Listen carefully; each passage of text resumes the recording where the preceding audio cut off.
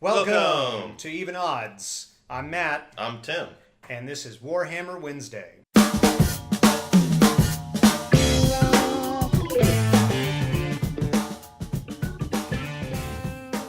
be the first time Orks and Drukhari are on the channel here. So we'll just go over them really quick. So for today's kill team for the Orks, leading it off, I have a Boss Knob with Power Claw and Combi Scorcha. I have a Heavy Specialist Luta, a Burnaboy Demolition, or I'm sorry, Zealot, and then a Commando Boss Knob, who is a Combat Specialist. And then rounding it off, we've got another Burnaboy, just a regular one, a Luta, again, just a regular one, and then 3 boys. So what is it about Orks that make them cool? Well, they're basically just big soccer hooligans, and they like football, football, if you will, for those across the pond, and they just like to get in a good fight.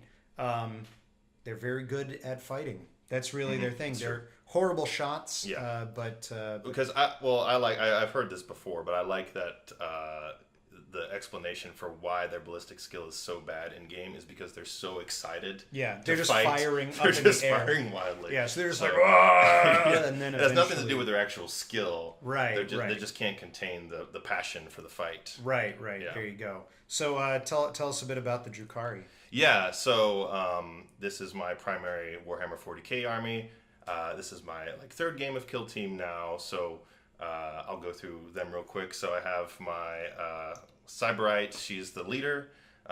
She has a Phantasm Grenade Launcher, and she has a Agonizer. I've got a couple more regular Kabalite Warriors. I got a Kabalite Gunner here with a Splinter Cannon, another Kabalite Gunner with a Blaster. And then I have 5 people from the Witch Cult. I have a Hecatrix. She is Combat Specialist with the Agonizer and a Blast Pistol. 2 regular Witches.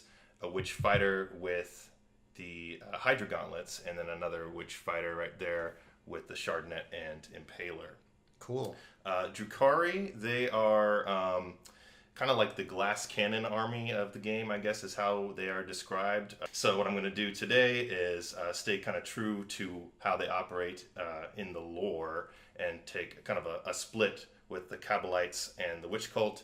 How they play on the table is they're really fast, they're really squishy, so they die pretty easily, but they have something called Power from Pain that helps them each round. They sort of get stronger as they're inflicting pain on their opponents. Today, we are playing the mission Sweep and Clear.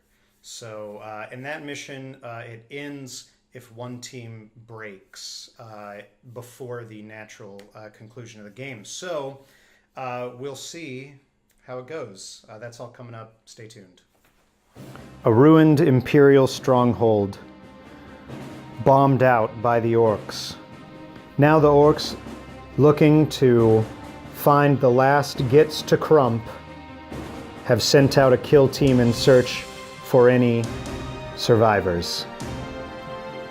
The Drukhari, called by the suffering that this war has brought, have sent their own raiding party, full of splinter mind, to pull slaves back to their dark city of Kamara.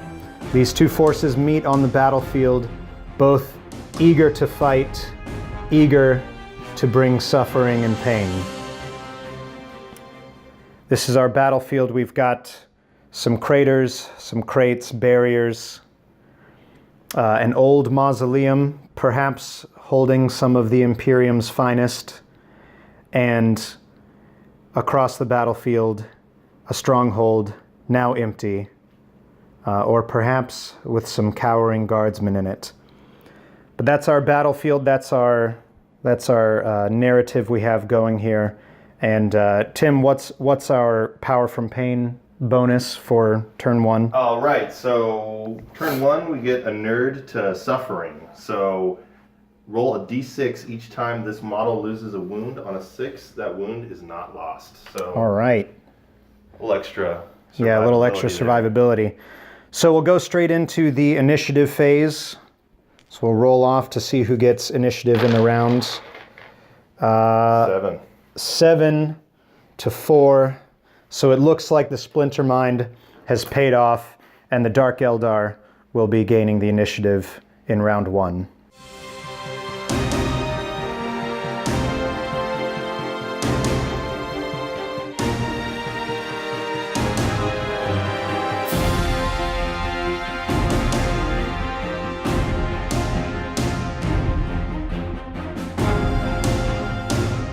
So in the scouting phase, Tim picked plant traps for his scouting phase. So we're just gonna point now to which are trapped.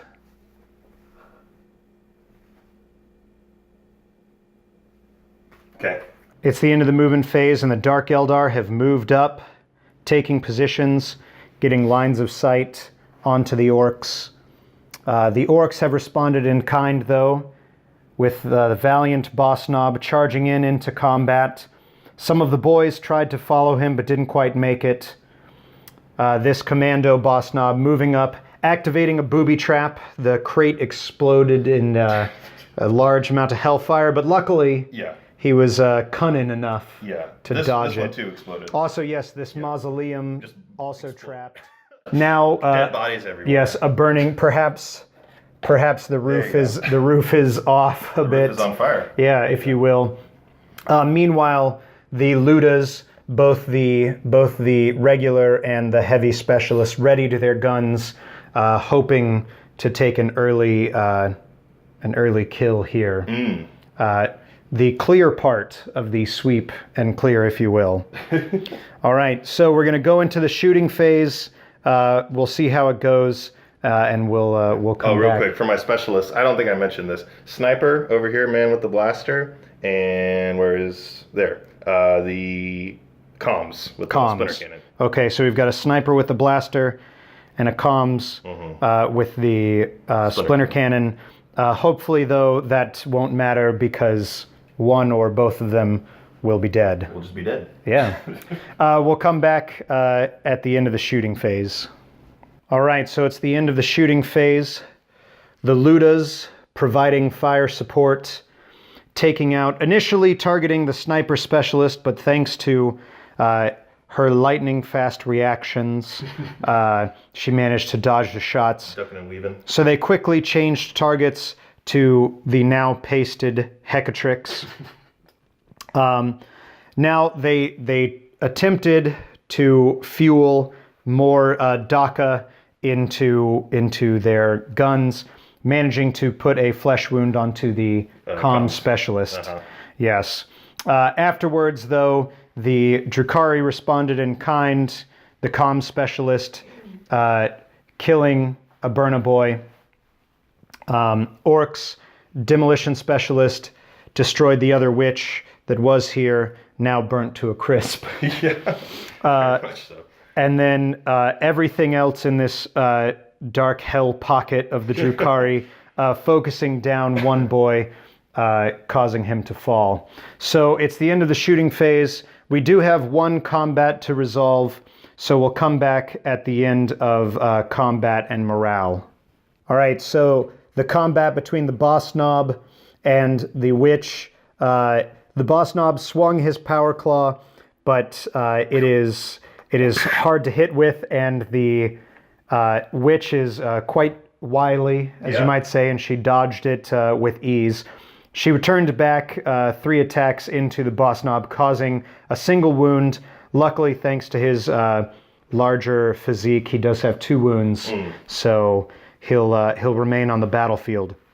So that is the end of the fight phase. We'll go into morale. Neither teams need to check for breaking, but and neither team. Oh, actually, our comms specialist here for the Dark Eldar does need to take a nerve test. But if math does me correctly, they're fine. Okay. All right. So there we go. We'll go into round 2, starting now. And what's our power from pain ability for round 2? Right, so round 2, I am eager to flay. So I can re-roll the dice when determining how far this model moves when it advances or charges. And these are cumulative too, so I have inert suffering continued through. So I still have the 6 up to save a wound that goes through, in addition to now being able to re-roll advances and charges. Okay, perfect. So let's go ahead and roll initiative phase for round 2. All right, a 7 and a 4. So Orks, once again, a commanding control of the battlefield here. We'll see how it happens.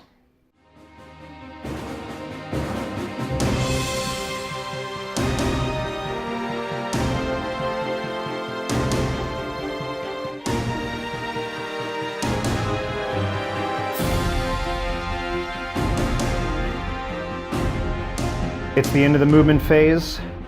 The Ludas readied their guns again, ready to lend fire support to the Orks. This boy moved into dangerous terrain to control the objective.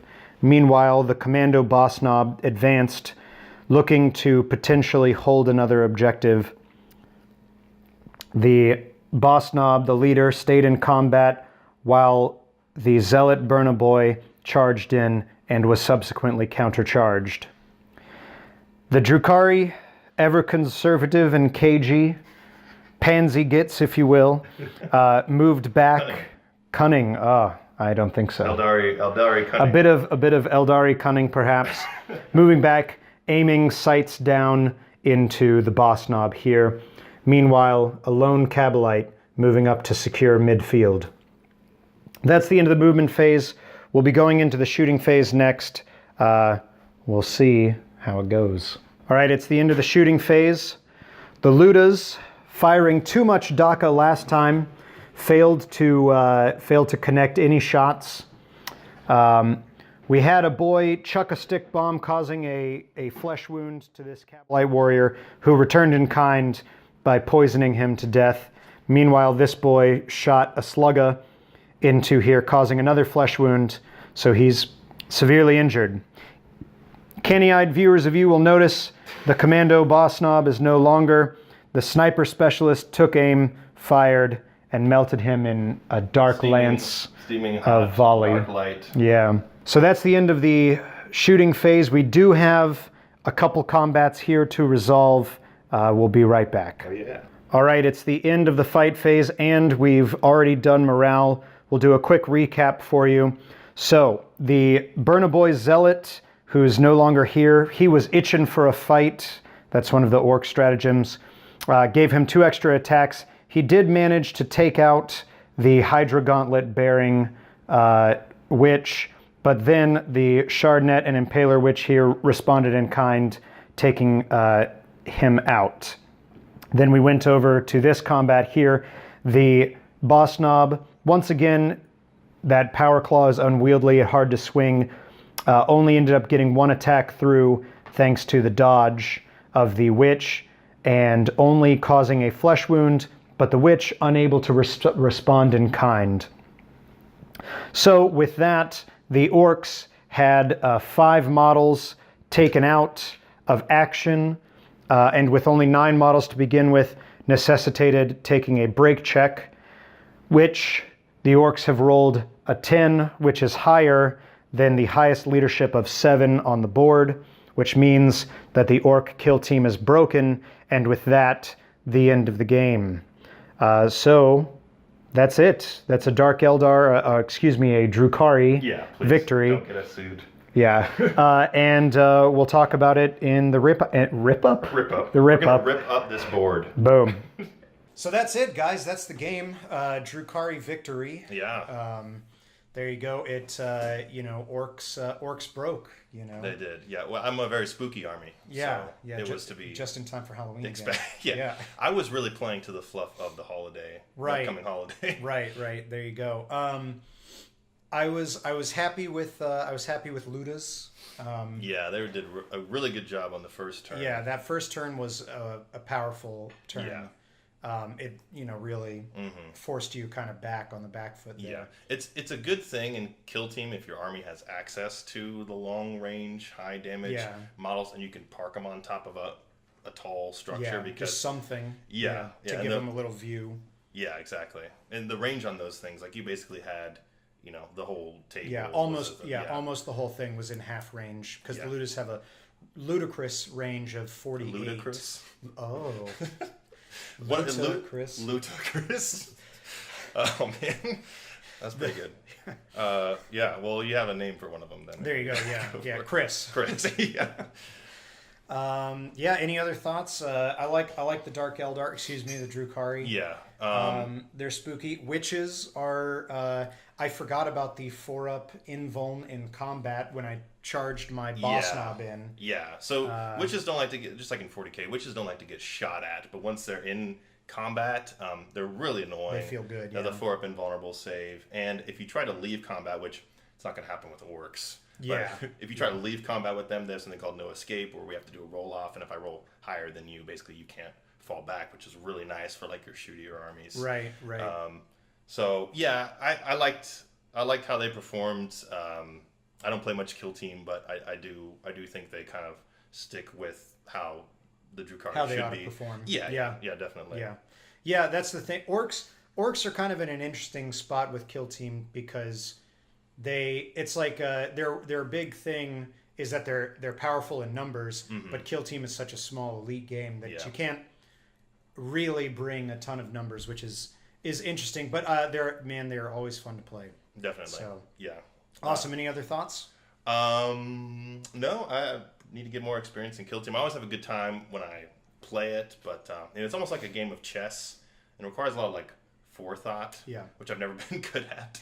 So when I'm playing it, I'm like second guessing a bunch of things, but I think I should try to get more reps into it because I do enjoy it when I play it. I like how you can just pack it up, play a game, with someone in less than an hour, which compared to like the 40k games we play, which are like 3 times that, it's nice to just kind of have like a real quick game and then, you can rack it up and play another one or whatever. Yeah, well, and that's the nice, this game only went 2 turns. Yeah. Just because of how it... The spookiness. Yeah, how it shook out. And so... shook out? It like shaken? Oh, okay. Yeah. All right. Well, I'll never be back on the channel, guys. So. All right, great. Well, that's it. So if you liked the battle report, give us a like. Let us know what you liked or didn't like in the comments. If you have any comments about Orks or Drukhari. And of course, if you want to see more of these videos, subscribe and join us every Wednesday for Warhammer Wednesdays and on Fridays for Tabletop Gameplay Fridays. All right, we'll see you on the next one. Bye. Bye.